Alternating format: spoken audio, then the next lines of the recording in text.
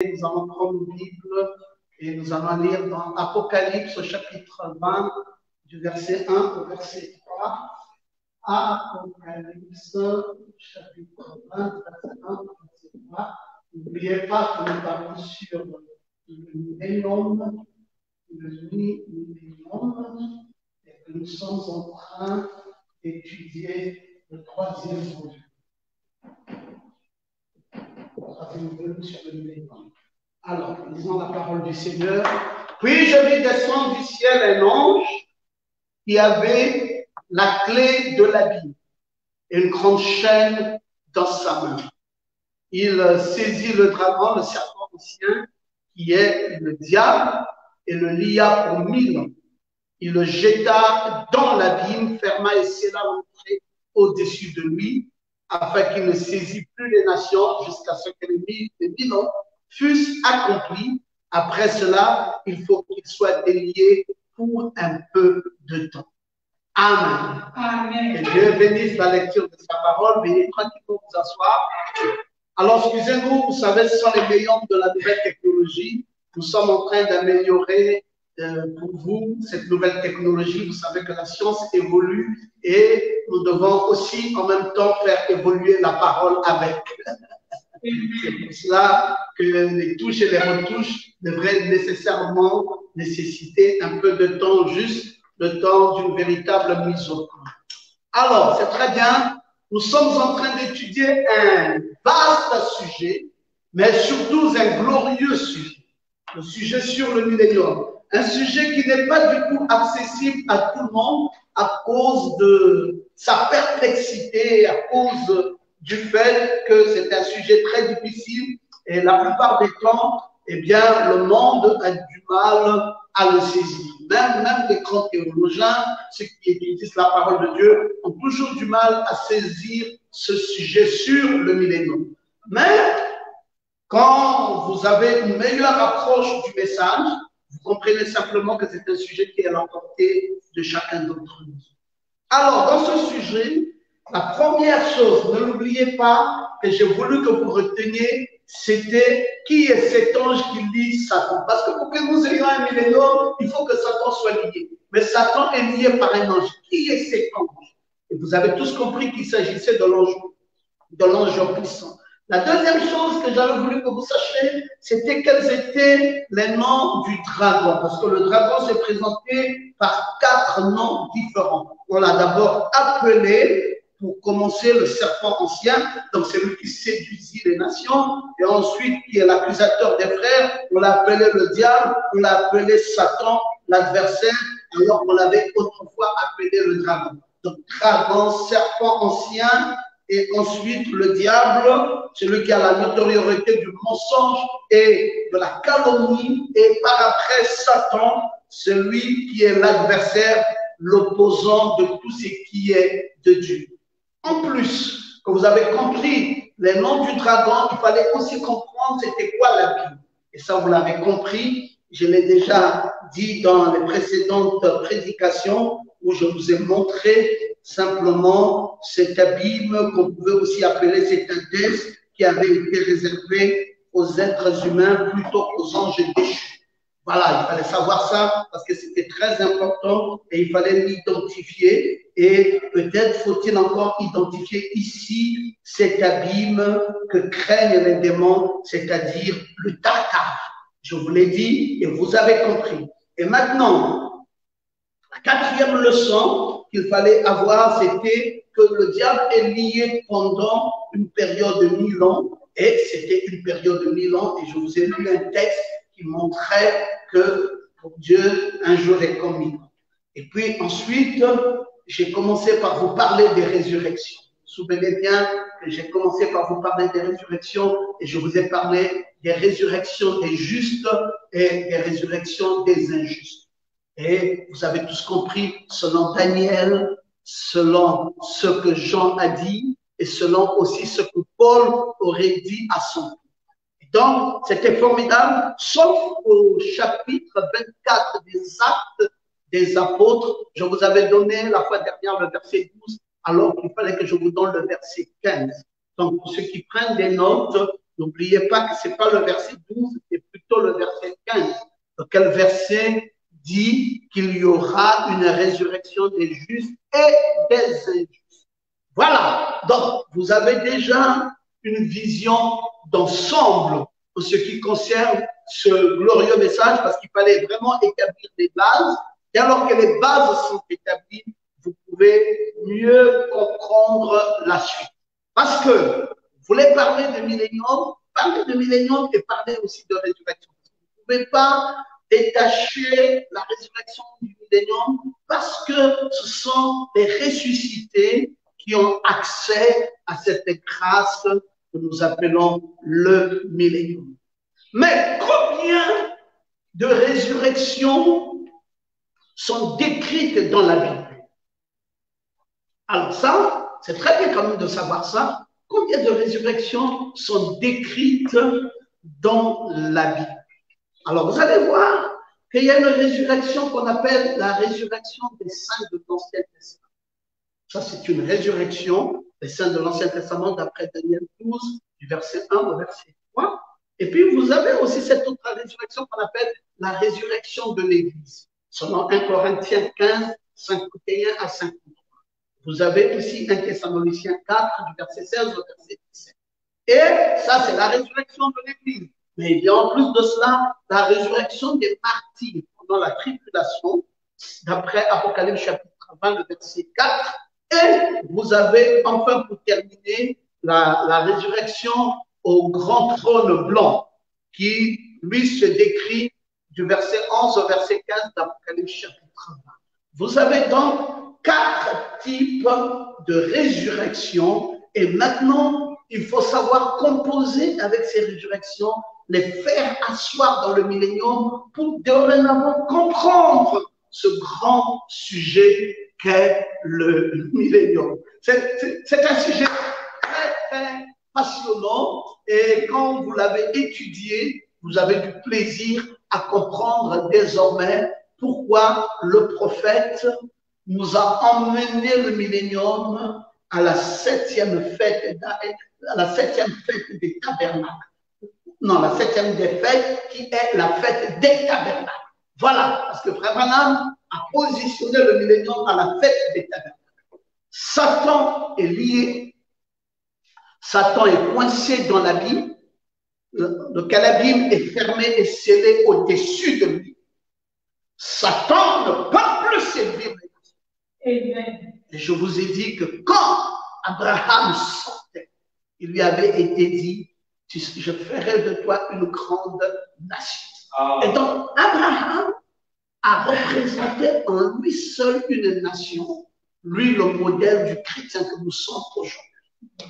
Et Satan ne peut donc plus influencer le monde dans lequel nous sommes. Comment se fait-il qu'après 1000 ans, ils réussissent à rassembler pour combattre Christ une dernière fois lors de la bataille de Gog et de Magog? Ça aussi, vous comprendrez ça quand nous étudierons la bataille de Gog et Magog. Alors, nous aimons accuser le diable d'être responsable de nos péchés. Mais s'il a évidemment une influence sur les hommes, le millénium démontrera que les êtres humains n'ont pas besoin de Satan pour s'opposer et refuser Christ. Parce qu'il y a moyen, grâce aux chaînes de circonstances, que Satan se sente libre. Le millénium, c'est le cadeau, c'est la lune de miel, c'est la récompense même de l'Église. Amen. C'est les 1000 ans que Dieu vient passer sur terre avec son épouse. Amen. Non, le millénium n'est pas au ciel. Le millénium est ici, sur la terre. Et Dieu passe sa lune de miel. Son millénium ou sa lune de miel avec son épouse. Amen. C'est le plus beau cadeau qu'un époux peut donner à sa femme. C'est ça la lune de miel, le millénium. Cette lune de miel. Vous savez, quand un époux est marié à une épouse, le plaisir d'une femme, souvent ce n'est même pas pendant le mariage. Pendant le mariage, elle est stressée parce qu'elle a peur que sa robe ne craque. Pendant le mariage, elle est stressée. Pendant que les filles ne respectent pas des danses, elle est stressée à cause de toutes les figures qui sont bravées sur elle, on crie sur elle, vive la mariée, tout le monde la regarde, on la filme à chaque instant. Elle est stressée. Mais quand le mariage a pris fin et qu'elle doit aller dans sa lune de miel avec son cher époux, voilà le moment le plus merveilleux pour les tous. C'est cette lune de miel. Et vous comprenez bien que notre millénium ici, c'est à la suite du mariage. Alors, quand nous disons que c'est à la suite du mariage, il va falloir comprendre quand est-ce que le mariage a eu lieu.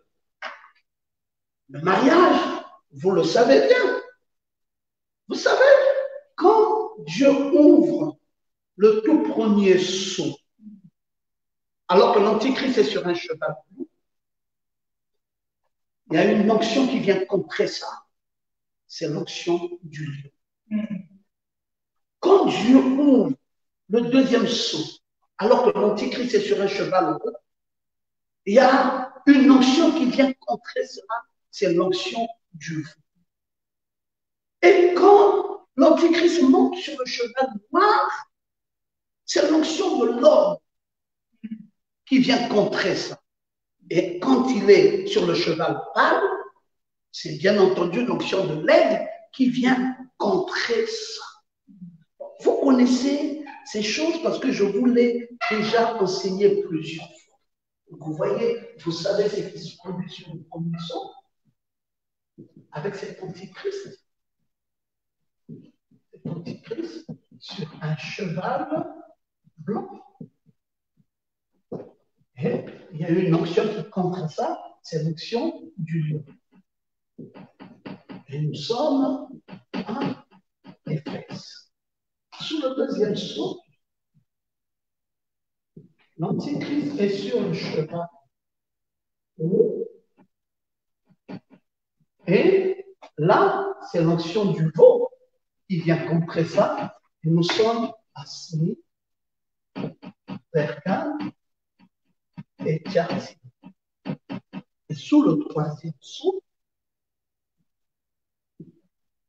il y a l'Antéchrist sur un cheval noir.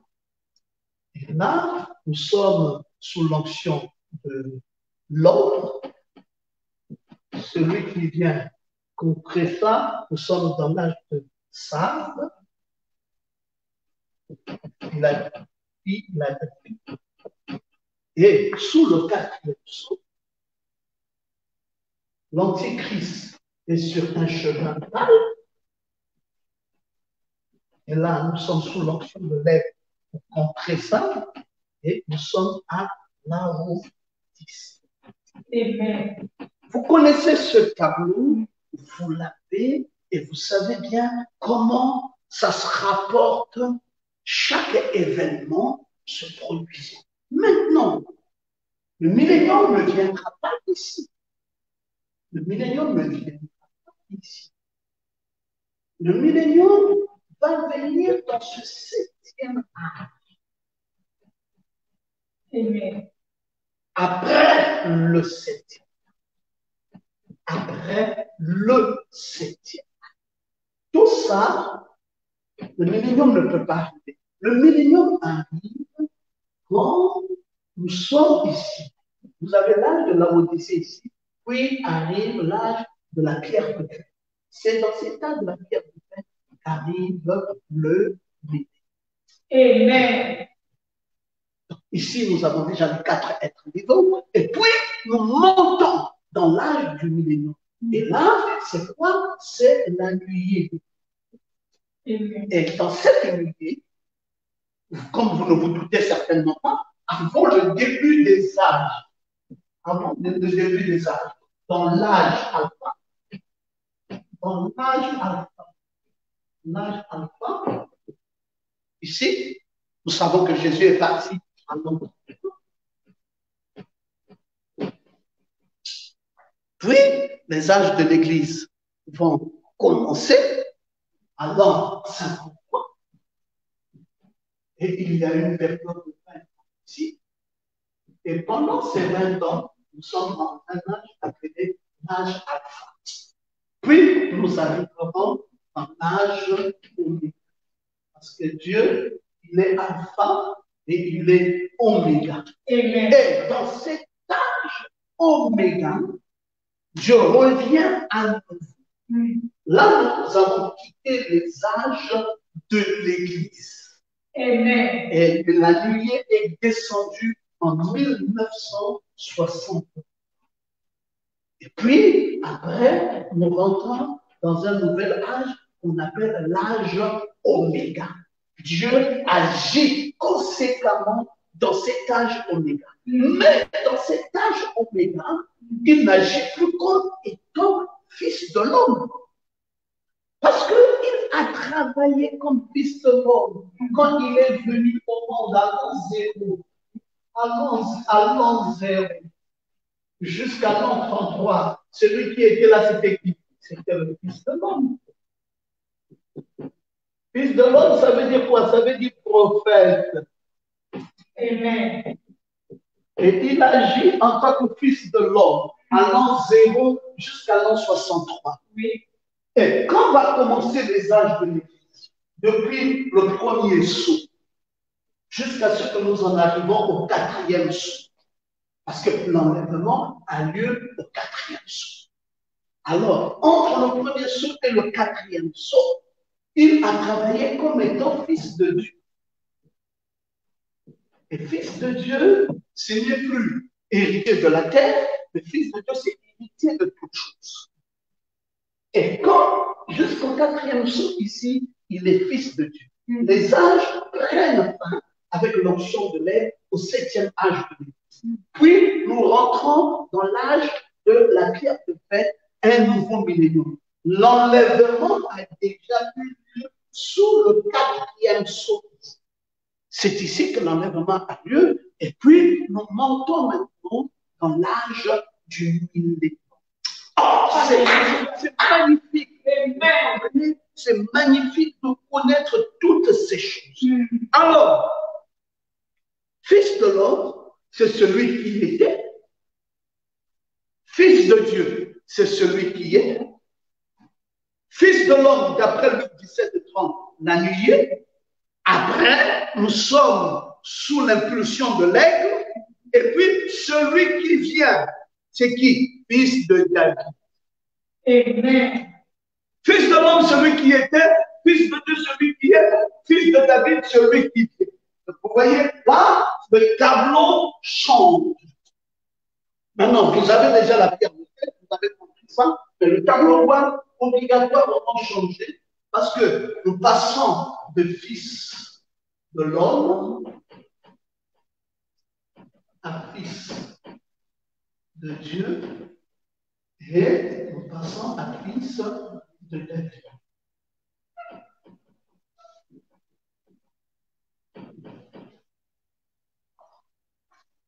Il est venu ici en fils de l'homme, vous avez compris, en fils de Dieu dans les âges de l'Église. Et puis, après ça, la pierre de fête rentre ici en fils de David. Maintenant, c'est en fils de David qu'est le millénium. Amen. Alors, si la dispensation du fils de David est donc arrivée, vous devez donc comprendre. C'est donc, nous rentrons dans le millénium. Mais là, il y a une autre disposition qui existe. Parce qu'en tant que fils de l'homme, il agit comme aigle. Ne regardez plus ce tableau. Regardez maintenant cet autre tableau que je vous présente. Et en tant que fils de Dieu, il agit comme agneau.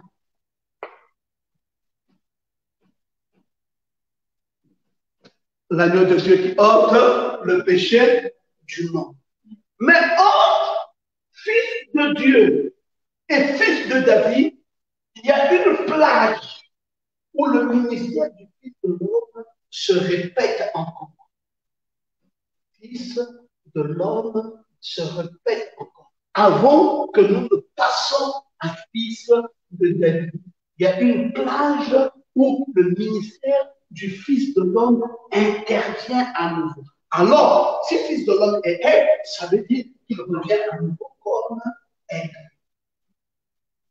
Mais quand il est fils de David, il est lion. Vous allez dire, oh, mais docteur, vous avez tout ça. Comment comprendre ça? C'est le prophète qui révèle la parole de cet âme qui nous a enseigné tout ce que nous vous enseignons. Maintenant, nous sommes ici comme lions. Une autre disposition, c'est que quand il est fils de l'homme, on parle de prophète, mais quand il est agneau, on parle de sacrificateur. Quand il est fils de l'homme, encore on parle de prophète, mais quand il est lion, on parle du roi lion. Alors là, ici, on parle du prophète. Ici, on parle de sacrificateur. Ici, on parle encore de prophète. Et ici, on parle de roi. Alors, si nous sommes dans l'âge du fils de David, ça veut dire que nous sommes dans la disposition du roi. C'est pour cela, quand Salomon est monté au trône, il a passé un âge d'or. Et cet âge d'or est un âge du millénium. Pourquoi? Parce qu'il y avait une dispensation, c'est la dispensation de roi. Plus l'histoire de sacrificateur, plus agneau, mais roi. Alors, quand on parle de roi ici, vous allez encore comprendre que tout change. Première venue, Saint-Esprit qui agit, et après le Saint-Esprit, on arrive à la deuxième venue, puis on arrive à la troisième venue.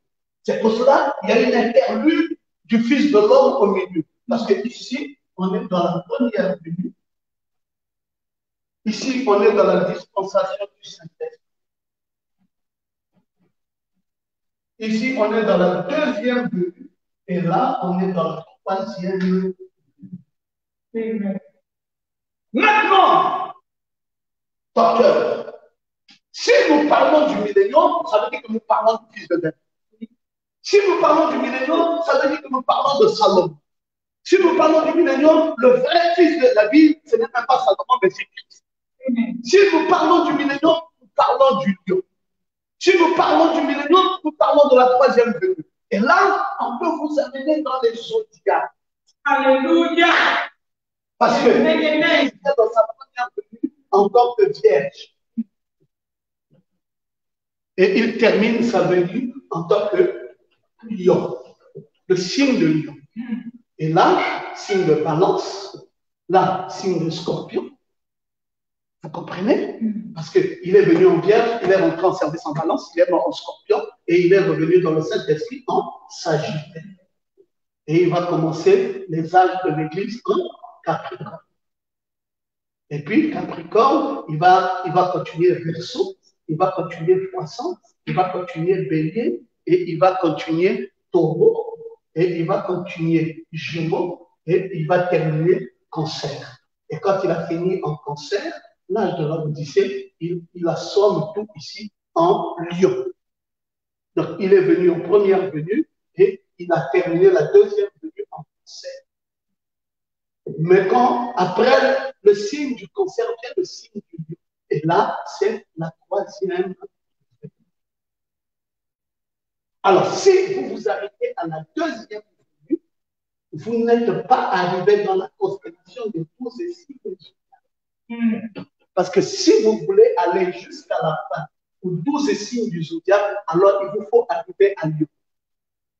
Or, la deuxième venue égale la venue. Mais la troisième venue, de qui? Voilà encore une question qui va se poser. La deuxième venue de qui et la troisième venue de qui? Parce que la première venue ici, il est venu pour les brebis égarées des enfants d'Israël. C'est la première venue juive qui constitue la troisième venue dans la comptabilité des venues. Mais la première venue des gentils, c'est ici en concert. Parce qu'il nous a visités par le canal de Malachie 4 lors de sa première venue. Et ici devient la seconde venue. Donc la troisième venue dans la comptabilité des venues est la seconde venue chez les gentils. Et la seconde venue chez les gentils. C'est pour cela que vous entendez Frère Branham dire qu'il était venu premièrement en vierge et il est venu dans sa seconde venue en lion. Donc, la seconde venue ici, qui est la deuxième venue chez les gentils et qui est la troisième venue dans la comptabilité des venues. Parce qu'entre-temps, il y a une deuxième venue qui s'insère dans l'âge du concert. C'est perplexe. Je suis conscient que c'est perplexe. Ce n'est pas des choses qui sont à la portée de tout le monde. Parce que quand on dit première venue, deuxième venue, troisième venue, parce qu'il n'y a que trois venues. La première venue pour le rachat, la deuxième venue c'est pour prendre dans le gouvernement, take out. Vous connaissez ça.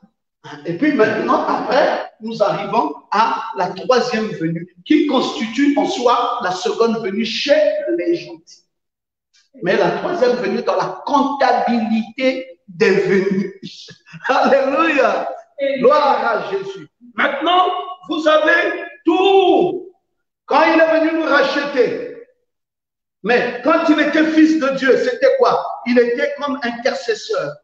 Quand il est venu en tant que fils de l'homme, c'était l'enlèvement. Et quand il vient maintenant, c'est pour régner. Donc vous voyez, d'abord ici, si on continue toujours ce tableau, rachat, intercession, enlevé, et régner. Alors maintenant, vous comprenez tout de suite que nous avons quatre choses. Nous avons le rachat, nous avons l'intercession, nous avons l'enlèvement, puis nous avons quoi? Puis nous avons le règne.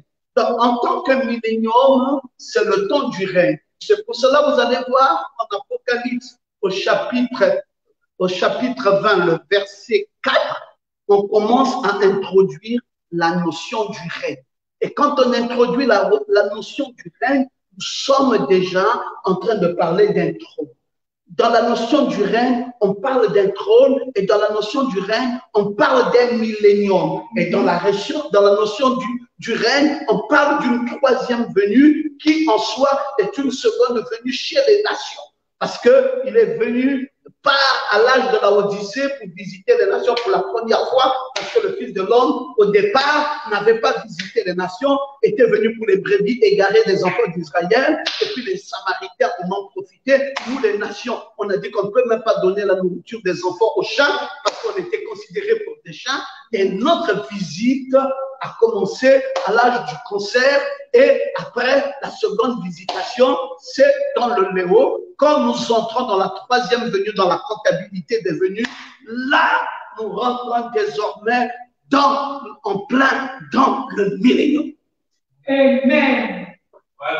Alors, quand vous avez un tableau comme celui-ci, nous chantons ça parce que c'est très beau. Quand la parole se fait chère, vous chantez désormais les mystères de cette parole. Bon, quand vous en arrivez dans un tableau comme celui-ci, vous avez le plan entier de la rédemption. Vous comprenez désormais où est-ce que vous naviguez avec votre Dieu. Votre Seigneur est où en ce moment précis. Alors, si c'est cela donc le millénium, si donc nous sommes dans l'âge où nous avons bénéficié de la grâce, parce que le septième sceau nous introduit dans le millénium. Si le septième sceau étant révélé nous a introduit dans le millénium, parce que le quatrième sceau a pris fin à la Odyssée, et le septième sceau nous a introduit dans le millénium. Et si donc le septième sceau nous a introduit dans le millénium, parce que c'est ça le septième sceau, c'est ça Apocalypse 10. Là, nous sommes en Apocalypse 10. Là, nous sommes sous le septième sceau. Là, nous sommes dans la nuée de gloire. Là, nous sommes aussi dans le millénium. Amen. Alors, donc, si le septième sceau nous introduit dans ce millénium, ça veut donc dire que Satan va être lié. Parce qu'on ne peut pas parler de millénium si Satan n'est pas lié. Quel type de lien? Est-ce que c'est des barbelés? C'est quoi? On le lie avec quoi? On le lie avec des chaînes de circonstances. Amen. Or que Jésus soit loué. Alléluia. J'espère que vous vous sentez bien maintenant. Nous pouvons davantage et davantage vous parler de ces merveilles de notre Sauveur. Alors, c'est magnifique parce que maintenant, vous saisissez bien la portée de ces mystères de la parole. La récompense de l'Église. Les 1000 ans. La lune de miel. L'épouse est maintenant en train de recevoir son dernier cadeau. Nous sommes au-delà de la fête des tabernacles. Il n'y a plus une autre fête. C'est la dernière. Cette fête des tabernacles, c'est la dernière.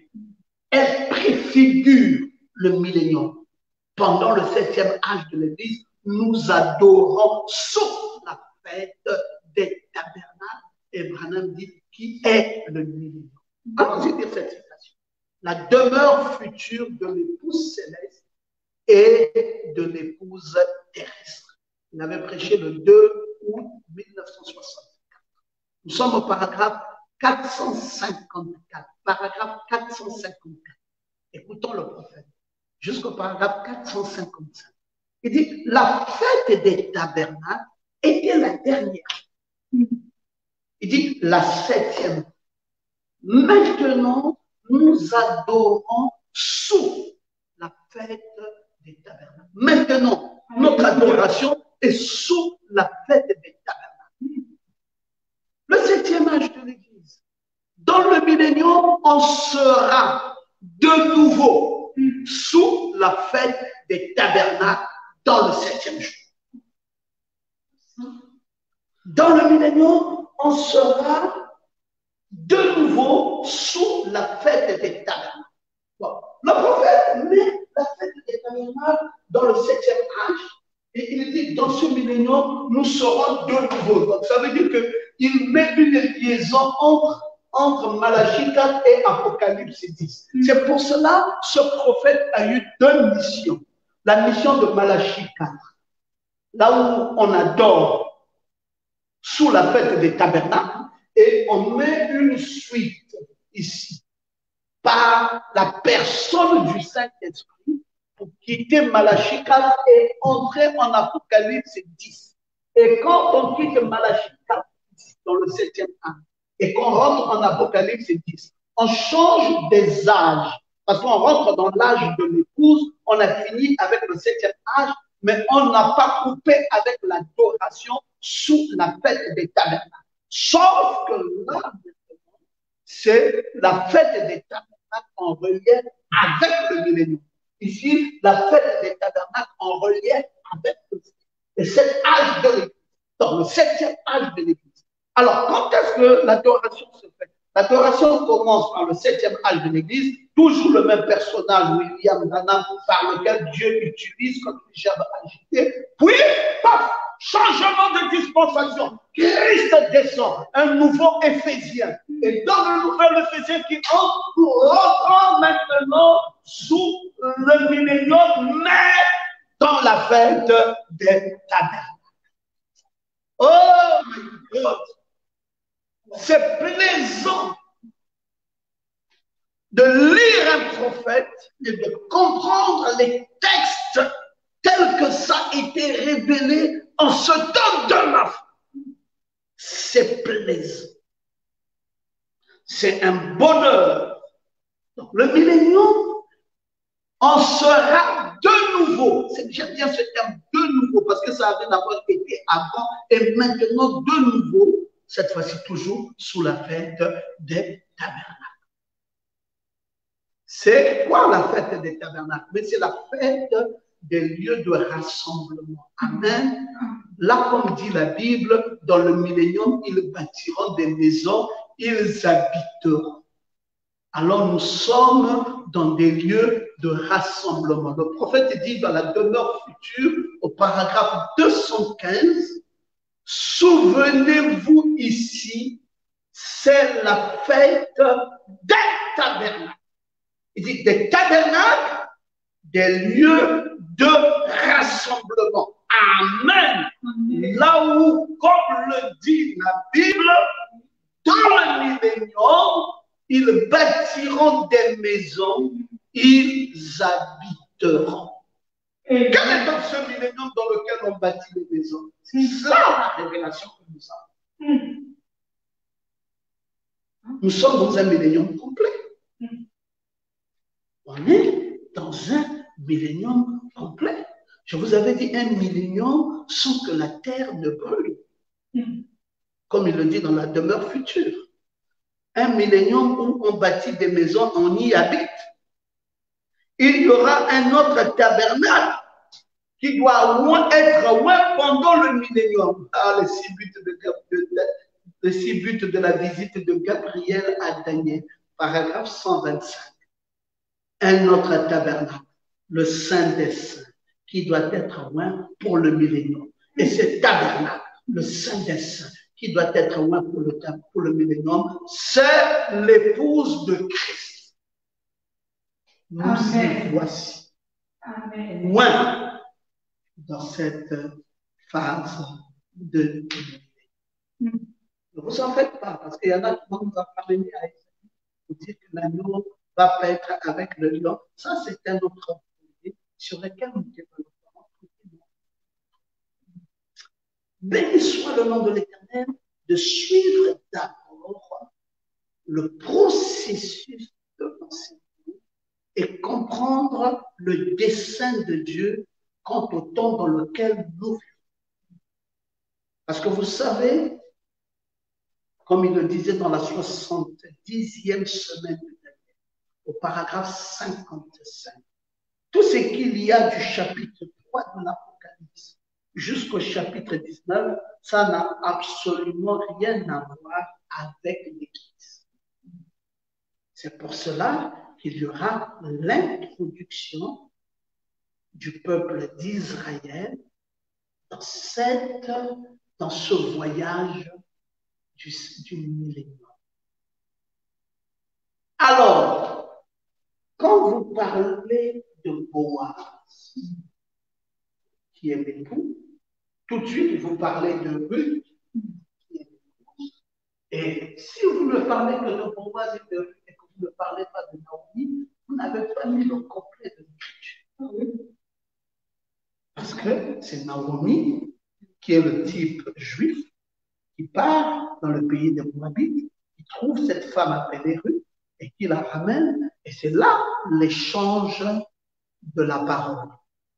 De la même manière qu'Israël nous a donné le témoin, parce qu'ils ont tourné le dos à Christ pour que nous soyons les bénéficiaires, c'est de la même manière que nous tendons le témoin à Israël pour qu'eux aussi soient les bénéficiaires de la même grâce. Donc il y a eu échange. Et ces échanges typologiques se trouvent entre Ruth et Naomi et Boaz. Vous voulez dire de Naomi sans Ruth? Ça n'existe pas. Là où on voit Naomi, on voit Ruth et on voit Boaz. Comment voudriez-vous les séparer ou les scinder? C'est pour cela que vous aurez du mal à dire qu'Apocalypse chapitre 10, c'est une promesse de l'épouse, parce que le prophète dit dans la 70e semaine de Daniel, au paragraphe 100, au paragraphe 55, il dit que l'Église est partie en Apocalypse chapitre 4 et elle ne revient qu'en Apocalypse chapitre 19. Et entre-temps, c'est Israël. Donc Apocalypse 10, c'est Israël. Mais comment ça se fait Israël, en même temps, c'est notre promesse, les 7 tonnerres. C'est pour cela les anti-tonnerres ont dit, vous ne comprenez pas, vous ne lisez pas votre prophète. Comment vous pouvez croire que ça, ça soit accompli, que le 7e sceau soit ouvert? Parce que si le 7e sceau est ouvert, alors Apocalypse 10 est accompli, mais Apocalypse 10 est une promesse d'Israël. Oui! Ruth, Boaz Naomi. Joseph, Asnath, Benjamin. Nous sommes dans l'Égypte. Joseph est encore là. Asnath, l'épouse de Joseph. Joseph, c'est le type parfait de Christ, qui a marié une femme des nations qui est Asnath. Bon, cette femme des nations est là quand Benjamin, le type des 144, est aussi là. La promesse doit s'accomplir. Donc, ce mariage Israël aux Juifs, nation et Christ, s'est fait tout au long des Écritures en type pour que de nos jours, nous ne soyons pas perdus et qu'on ne puisse pas détacher. Parce que c'est cela la tendance des nouveaux érudits. Ils veulent dire, bon, quand Dieu est d'abord avec l'épouse, et puis l'épouse ne connaît rien, nous n'avons rien à voir avec Israël, et quand Dieu va finir avec nous, il va maintenant aller vers Israël. Bon, ouais, où la typologie de ça est où? Où Ruth ne connaît pas Naomi, où Naomi ne connaît pas Ruth. C'est où la typologie de ça? Où Benjamin, Asnath et Joseph ne sont pas ensemble. C'est où? Parce que Joseph, avant de rencontrer ses frères, exige qu'on aille prendre son frère Benjamin. Parce que Benjamin, c'est le seul enfant de Jacob qui est né entre Bethel et Bethléem. Au milieu, là, dans la maison du Père de Dieu, là où il y a la révélation des mystères de la parole. C'est là que Benjamin est né. Souvenez-vous que quand la maman l'a accouché, c'était tellement douloureux qu'elle a dit Benoni. En disant Benoni, c'était fils de ma douleur. Et le père s'est intercepté. Il a dit non, Benjamin, fils de ma droite. Il n'est pas Benoni, il est Benjamin. Parce que c'est lui qui termine l'histoire de la rédemption en Égypte. C'est Benjamin qui porte la double portion. C'est lui qui prend la robe arc-en-ciel qu'avait laissé Joseph. Gloire à Jésus. Multiple application de la parole. Ce Benjamin, dans la robe arc-en-ciel, devient l'épouse. Ce même Benjamin qui est Israël dans les 144. Oh, béni soit le nom. C'est pour cela qu'il y a une dernière visitation de Al-Keboulan, donc l'Afrique, aujourd'hui, grâce à la reine du Midi. Vous connaissez ces promesses. C'est des promesses simplement sublimes. Parce que c'est notre temps. Amen. Alors, maintenant, nous avons ces milléniums. Gloire! Pendant qu'elle traverse le millénium, elle passe par son processus de sanctification. Regardez-moi quelqu'un qui traverse le millénium et qui passe par la sanctification. La sanctification vient faire quoi dans le millénium? La demeure future de l'épouse céleste et de l'épouse terrestre, 450. Pendant qu'elle traverse le millénium, elle passe son processus de sanctification. Mais il lui reste encore à être brûlé. C'est que le sang a racheté les gens. Ça montre ce mémorial. Le prix est payé. C'est 1000 ans. Mais ensuite, elle doit être purifiée par le feu. Tout comme vous l'avez été. C'est délégué de cette vie. La délégation. Le diable est lié pendant 1000 ans avec les chaînes de circonstances. Je vais lire cette citation. Question et réponse du 30 août 64, paragraphe 150. L'église qui se trouve sur terre est rachetée. Elle est juste dans la présence de Christ. Ainsi, il n'aura rien sur quoi agir. Ce n'est pas une chaîne ordinaire pour les 30 d'arbres. Comme je disais, une chaîne ordinaire. C'est une chaîne de circonstances. Il n'a rien qu'il puisse faire. Il est impuissant et sans espoir. Ce n'est pas comme une chaîne ordinaire pour les 30 d'arbres. C'est une chaîne de circonstances. Alors, les croyants, Maman Goma, qui viennent de la nuit, on les appelle le corps-parole. Dans le jargon du 7e son, dans le jargon du 3e point. on appelle les croyants qui viennent de la nuée le corps parole éternel. Parce qu'ils viennent pour demeurer sur la terre. Amen. À moins qu'ils soient éternels eux-mêmes.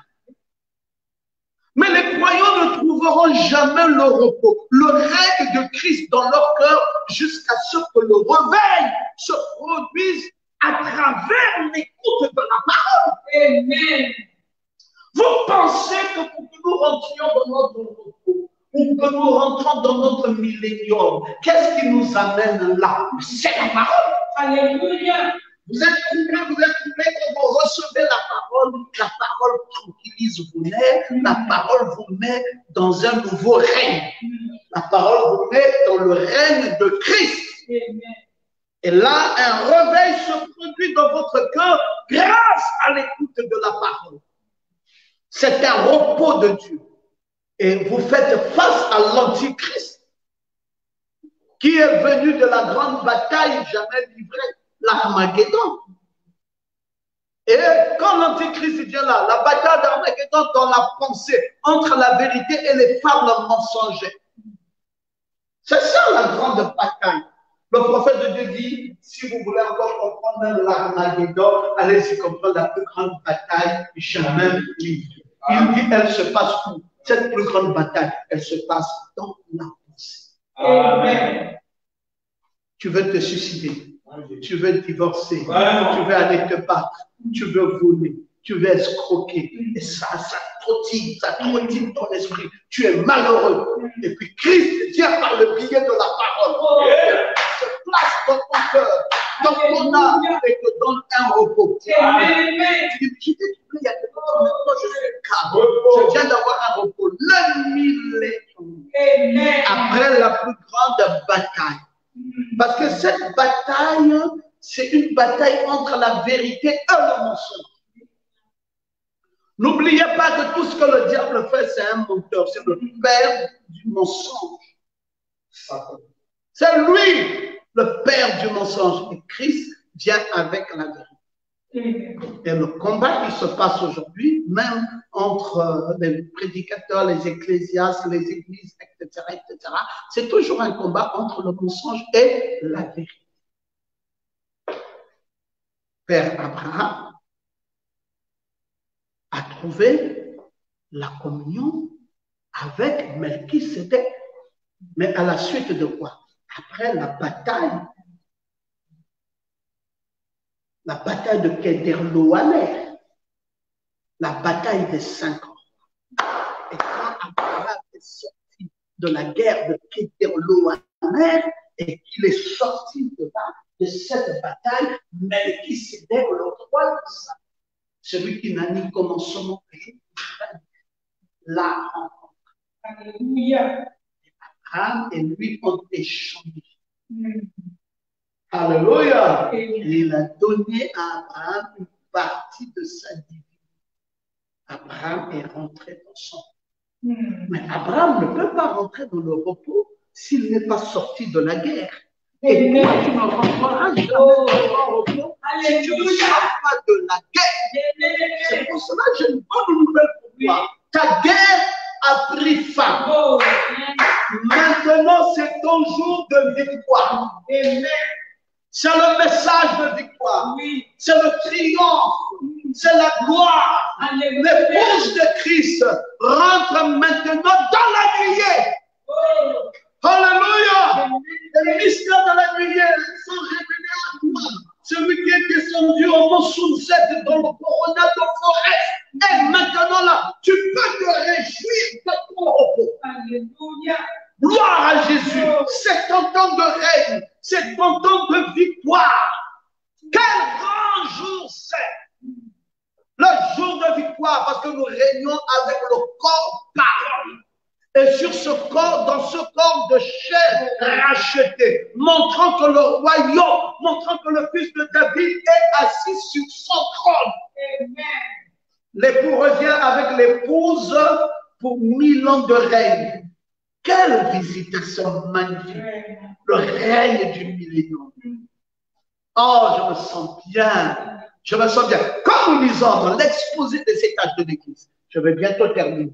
quand nous lisons dans l'exposé de cet acte de l'Église, le prophète de Dieu dit, nous sommes à la page 332, c'est le troisième paragraphe, la page 332, il dit, j'aimerais que vous observiez attentivement ce qui va suivre. D'accord, frère, allez-y. Vous verrez quelque chose de vraiment beau et merveilleux. J'ai dit, c'est ici la révélation de lui-même qui correspond au temps de la fin. Le jour de la grâce terminé. La venue du millénium suit de très près. N'est-ce pas? Amen. Quand on dit le jour de la grâce est terminé, Dieu parle ici aux nations. Les nations, c'est individuel. C'est là où beaucoup se perdent. Et que bon, si vous voulez dire que c'est le millénium, donc il a quitté l'intercession. Et puis là, maintenant, il a enlevé les causes. C'est le millénium. Bon, maintenant, pourquoi vous priez? Vous priez. Non, Dieu, chez les nations, très individuel. Amen. Il y a pour certains, dans ces temps de grâce est fini. Ils sont montés à un cran plus élevé. Et il y a d'autres, ils commencent. Donc, nous baptisons aujourd'hui encore. Mais ces gens-là sont en quoi? Dans la justification. Ils n'ont même pas commencé la sanctification. Est-ce que toute l'Église est donc dans la justification? Non. Il y en a qui sont même déjà dans le baptême du Saint-Esprit. Est-ce que toute l'Église est encore à la justification? Il y en a qui sont dans l'adoption. Alléluia. Mais nous allons progressivement et individuellement. Amen. Individuellement, pour toi qui es dans le Saint-Esprit, notre enfant païen. C'est pour ça que nous ne condamnons pas quelqu'un qui est païen. Parce que c'est individuel. Le processus de Dieu est individuel. Quand toi, tu rentres dans ton propos, l'autre est encore dans son Armageddon. Ne te moque pas de celui qui est dans l'Armageddon. Ne dis pas, mais moi aussi, tu as une faiblesse de foi. Tu es toujours en train de te plaindre, de lamenter, de te tourmenter. Pourquoi tu fais ça? Non! Toi aussi, tu étais là hier. Tu as progressé. Donne-lui le temps de progresser aussi. Le même Dieu qui a traité avec toi traitera avec nous. Amen. Si toi, ton temps d'intercession est fini et que tu es même passé par ton enlèvement et maintenant un enlèvement de foi, parce que tu attends un enlèvement de gloire, disparaît et tu es quand même tout de même rentré dans un enlèvement de foi. Te voici en train de vivre ton millénium, ta lune de miel, ta fête des tabernacles, ton adoration avec mon Dieu, ta paix, ta joie et ton repos. Amen. Le corps, parole éternelle s'associe au corps de chair. D'où la parole faite chair. Où est-ce que tu en es aujourd'hui? C'est magnifique. Bon, maintenant, suivons. Le prophète dit, lisez Ésaïe 65, 16 à 19. Celui qui voudra être béni dans le pays voudra l'être par le Dieu de vérité. Celui qui jurera dans le pays jurera par le Dieu de vérité. Quand les anciennes souffrances sont oubliées, vous voyez, les anciennes souffrances sont oubliées. Elles seront cachées à mes yeux. Amen. Pendant qu'elles sont oubliées, au moins cachées à mes yeux, elles sont à découvert dans les yeux de quelqu'un d'autre. Car je vais créer des nouveaux cieux et une nouvelle terre. On ne se rappellera plus les choses passées. Rappelle-toi, madame, quand tu allais avec un homme qui t'a dit que je t'aime, et le jour-là, il a amené une autre femme là. Tu étais confuse, tu as pleuré. Tu as dit, mais pourquoi ça m'arrive? Tu as même failli te suicider. Mais est-ce que tu te souviens encore de ça? C'est du passé. Maintenant, tu vis avec un homme qui t'est acquis. Tu vis avec un homme qui dort avec toi tous les jours. Pendant 30 années durant, il n'a pas eu un seul jour où il a découché. Il va dormir seul en train de t'interroger. Où est-il parti?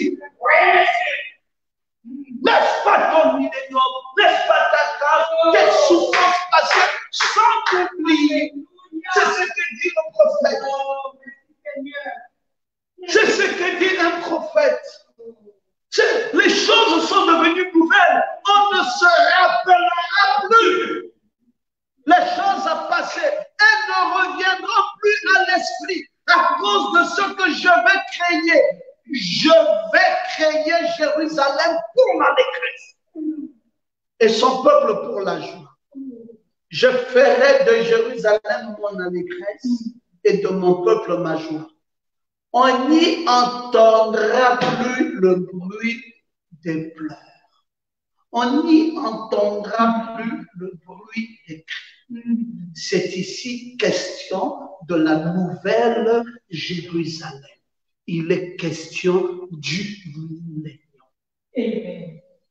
Voyez, le même prophète qui a connecté la fête des tabernacles au millénium a connecté la nouvelle Jérusalem au millénium. Mais c'est encore pour la nouvelle Jérusalem, c'est l'épouse.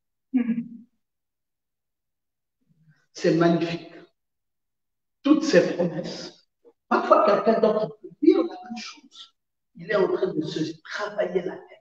Il dit, je ne comprends pas. Je ne comprends pas. Parce que pour lui, c'est un futuriste. C'est un post-millénariste.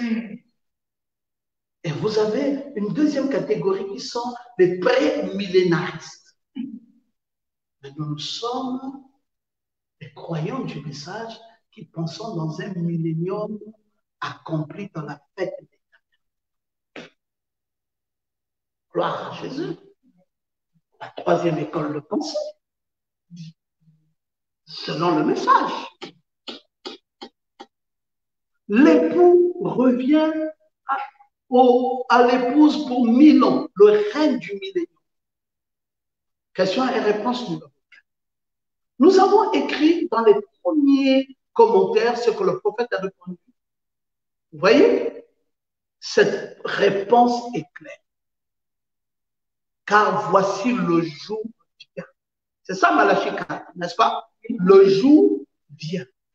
On dit jour ardent comme une fournaise. Tous les hautains et tous les méchants seront comment? Comme du chaume. Le jour qui vient. Bon, j'aime ces paroles. Parce qu'on peut retrouver ça dans les Écritures.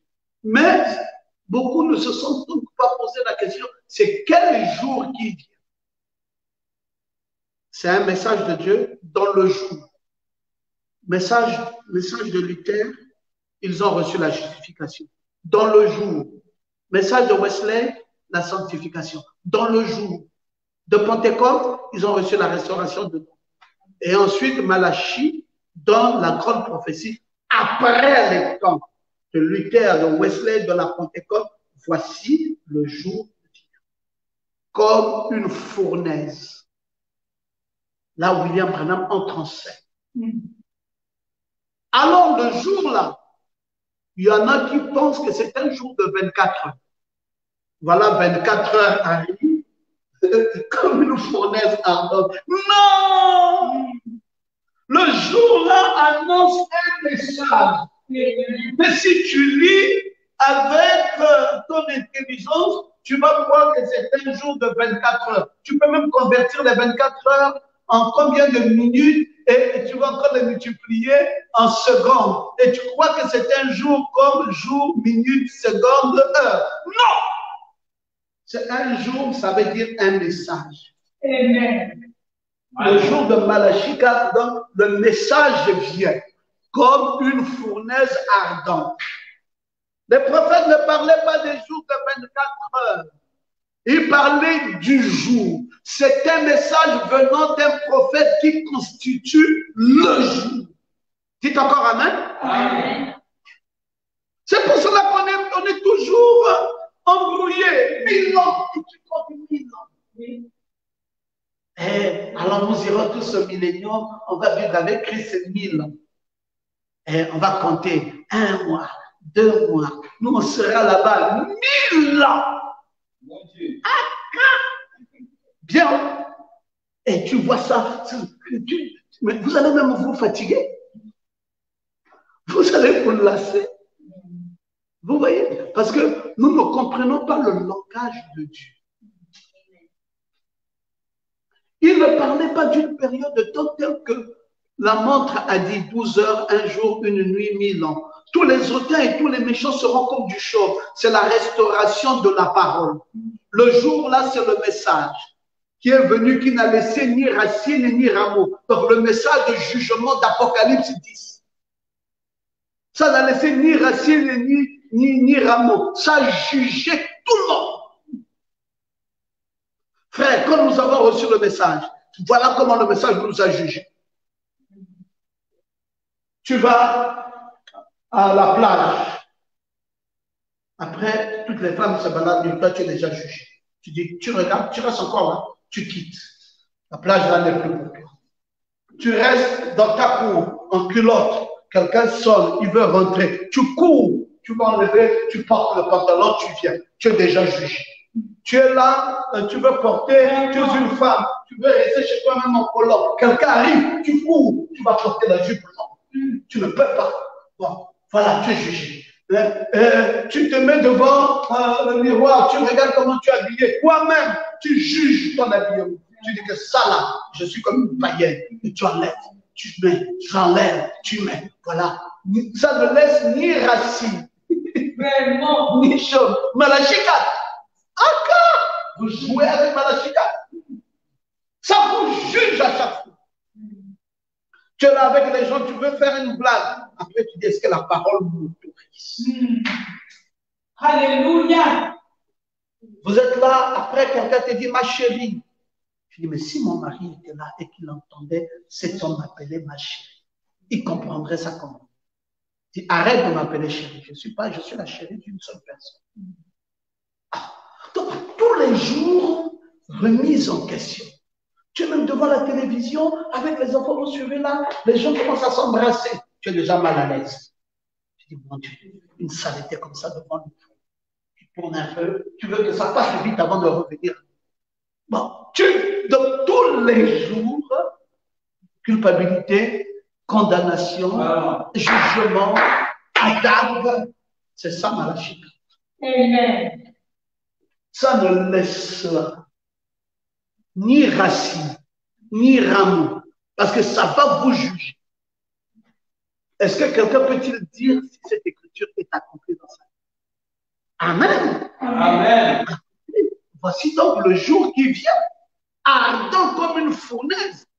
Tous les hautains et tous les méchants seront comme du chauve. Le jour-là, le message qui vient pour les embraser, qui ne laisse ni racine ni rameau. Mais pour vous qui craignez mon nom, se lèvera le soleil de la justice. C'est qui ce soleil de la justice? Christ. Et la guérison sera sous ses mains. Vous sortirez comme les veaux d'une étable. Vous foulerez les méchants. Ils seront comme de la cendre sous la plante de vos pieds au jour, au message que je prépare, dit l'Éternel des armées. Amen. Alléluia. Vous voyez, ils ne pouvaient pas croire cela. Ça, si vous aviez ramené ça au temps de Jésus, ça ne marchera pas. Parce que ce n'était pas à eux d'accomplir Malachie 4. Ils ne comprendront pas ça. C'est nous qui vivons les temps coriaces, mon fils. Chaque fois, culpabilité sur culpabilité. Amen. Juste. Le frère, ça vient embraser, ça vient pour nous embraser.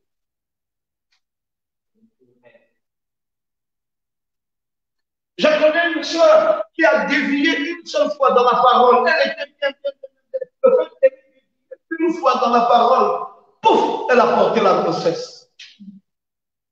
Maintenant, culpabilité entre église et grossesse. Elle a préféré enlever ça et mourir. Elle ne sait pas comment elle va voir les yeux des gens avec un ventre gonflé. Elle est allée prendre des produits bizarres et puis elle est morte pourvu que cette affaire-là n'arrive pas au grand jour parce qu'elle ne supportera pas.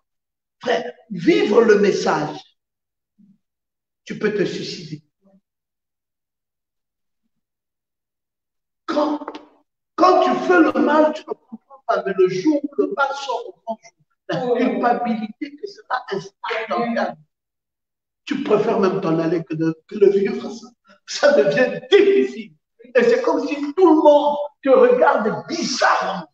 Même quand ils t'ont pas regardé bizarrement, tu as l'impression que c'est comme ça qu'ils t'ont. Tu veux même disparaître. Ce jour-là. Alléluia.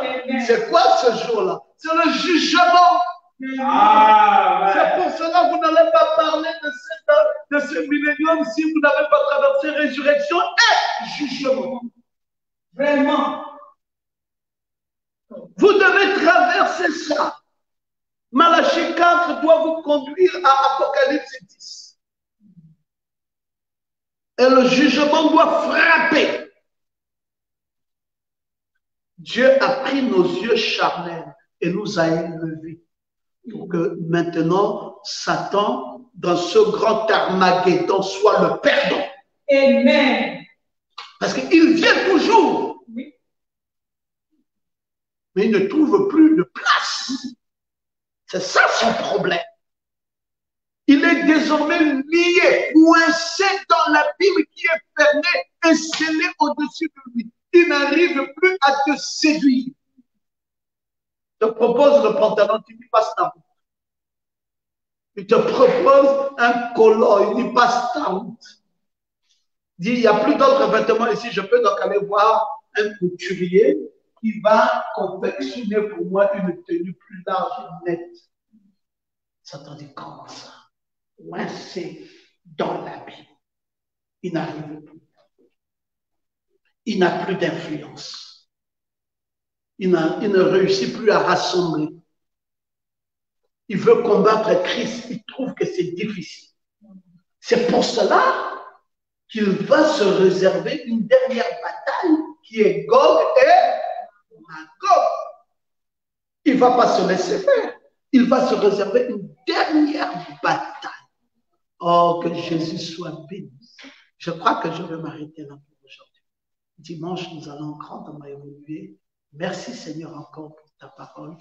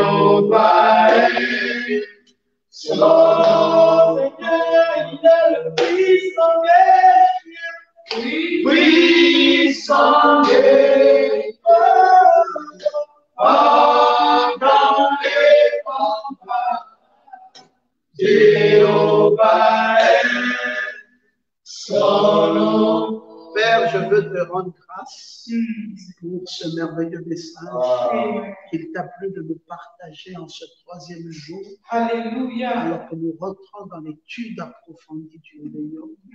Merci de révéler ça dans les cœurs de tes enfants. Merci de transformer nos vies. Merci de positionner ta parole dans nos âmes et de nous accorder davantage la grâce de comprendre. De comprendre ce que tu nous as dit en ce temps de la fin. Sois béni, sois loué pour le message. Bénis tes enfants. Remplis-nous de gloire et de succès dans le parfait nom de Jésus-Christ, notre Sauveur. Amen. Amen. Seigneur, Shalom. Tu peux arrêter, c'est très bien. Merci Seigneur.